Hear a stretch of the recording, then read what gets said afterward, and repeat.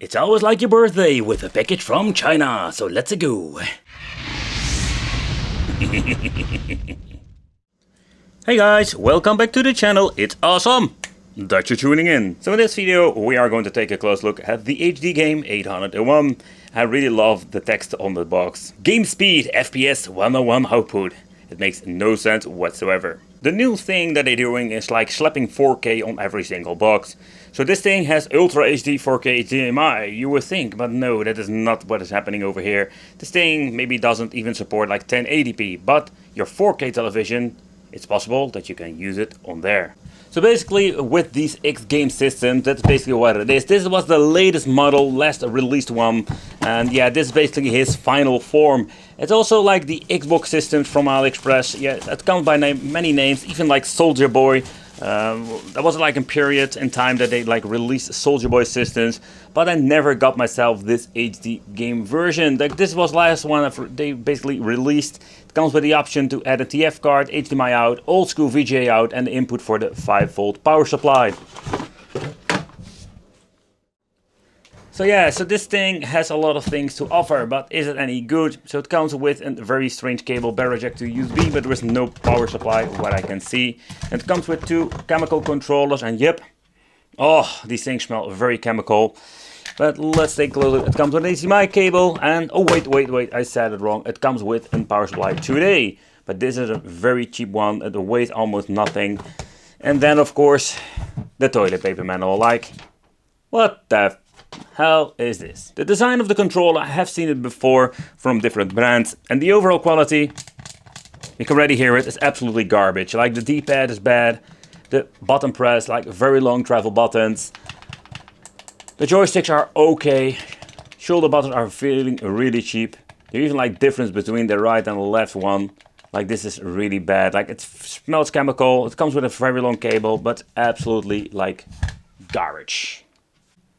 But what about the system? Yeah, what about it? So basically what you're going to get is an on and off switch at the front, 2 times USB.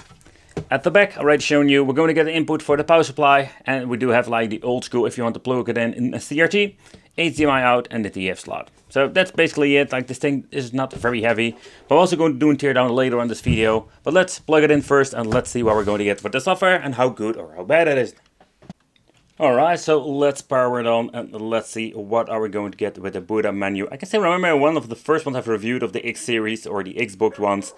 I think this thing had like this weird like Windows 98 intro, but that's something they removed with the new edition. Okay, so what can we do with it? So basically what we can do is playing some arcade games. We have the option for 8-bit, 16-bit, and we also have the option to play some portable devices. So when it comes to the functionality, I think it's quite interesting, so we can do a lot of things with it. But the first one I have reviewed back in the day that had like the support for PlayStation was pretty damn rubbish. So I'm hoping that we can play some PlayStation 1 and if it's going to be working very well. So another thing I've noticed, like the menu seems to be working very nice and very fast. Another option I wanted to try out is the SD card function. So I just slapped in a random one I've laying around and just wanted to see if we can boot up some games. Because it had some issues back in the day, especially with PlayStation 1. But okay, so that's something we're also going to do. So the first thing that we're going to try out is some Capcom or Neo Geo. Let's see what happens if we're going to boot it up. You can see we do have a list. It basically shows the files internally with a tiny picture. Okay, let's play some games. Alright, so the first game that we're going to try is Pang. Just for fun, just to see what happens. Everything seems to be running fine. So far so good. You can hear like the audio is kind of weird, but...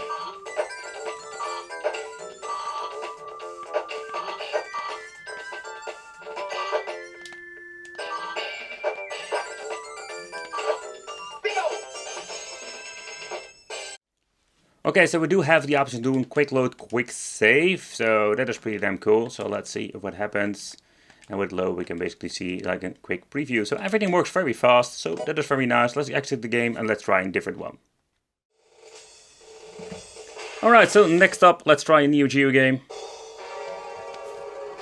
So far still good.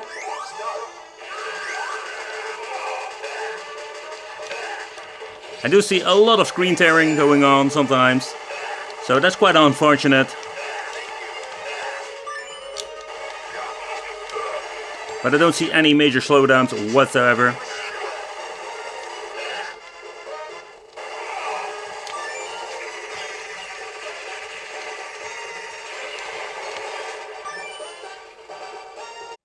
Okay, so next up, let's try some Famicom games. Oh man, this controller is freaking a pain in the ass to play with. I don't see any slowdowns. Do see the same screen tearing that we have seen before, but the overall performance is absolutely not bad. Okay, so where it mostly goes wrong is with the Game Boy Advance. You can hear that sound that is absolutely not like it should be. So the sound itself is absolutely messed up. I think the first one I've reviewed was a couple of years ago, and it seems to be like even this is a brand new model, they still didn't fix the audio issue. Hey, let's see, are we going to have like a shitload of screen tearing too? Wow.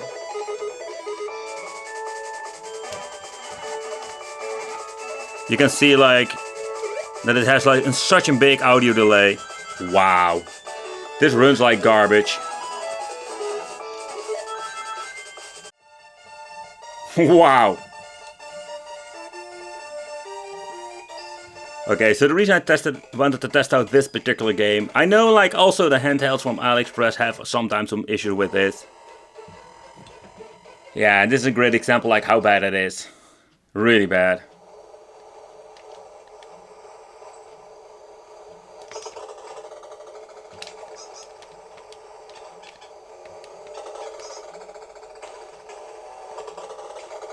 I don't have like audio problems like with the GBA, but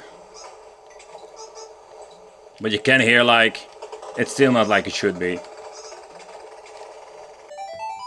Something you don't see very often is Master System on these, let's say, cheaper boxes. Nowadays it's just a typical thing, especially with Super Console X.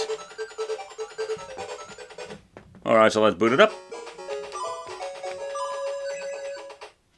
Bum, bum, bum, bum, bum, bum, bum, bum, bum, bum, bum. But also what is unfortunate, there's no aspect ratio option and nothing to do with it when it comes to problems. But here you can see like this seems to be running just fine. No sound delays. Audio sounds like it should be.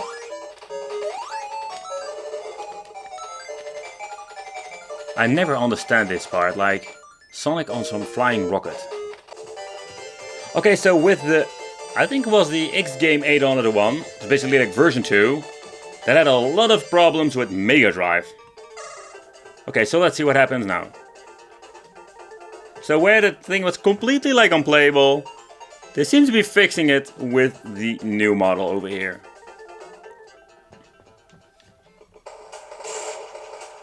No weird sound effects, so let's play a part and let's see how all of these sound effects are. Alright.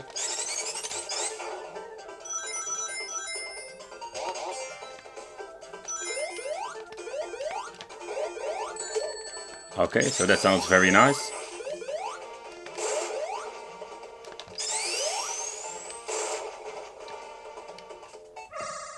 Missed out the sound effect of the ring.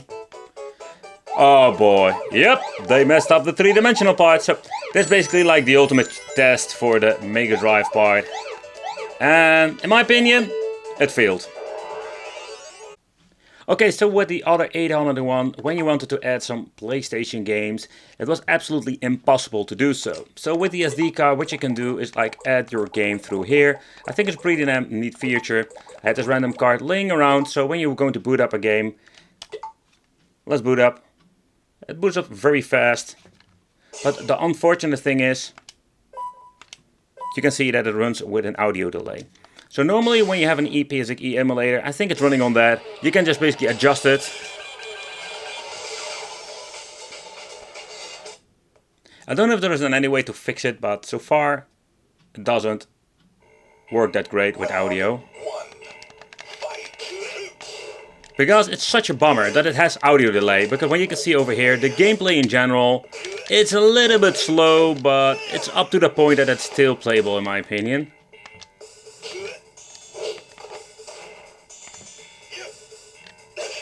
Alright, teardown time. I know a lot of you will love this, so especially going to rip apart this thing. I must say, like, I also like it too. So we do get these very nice rubbery feet, so let's remove these. I already mentioned, like, this thing weighs like way lighter than the previous model. It's also like a little bit smaller, so I'm curious what they did in the inside. Is this thing any better, or is it like even worse than the previous one? Like I say, remember the other one like didn't have like a lot of parts on the inside, like this tiny board basically, and that was like the main, let's say, part of it, or the biggest part of the freaking case and the inside. But let's see what are we going to get with this one. I don't know if this fifth hole have a screw inside, or can we just open it up?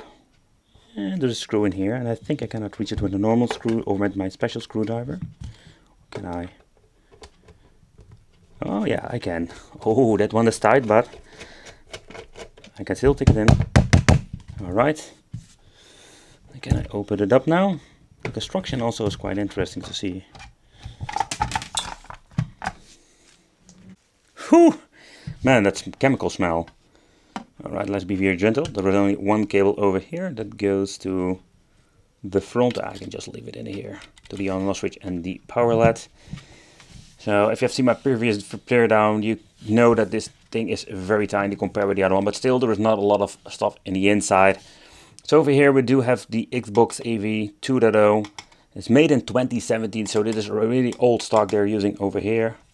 So this is basically the ports at the front to USB. Everything connects to the main board over here.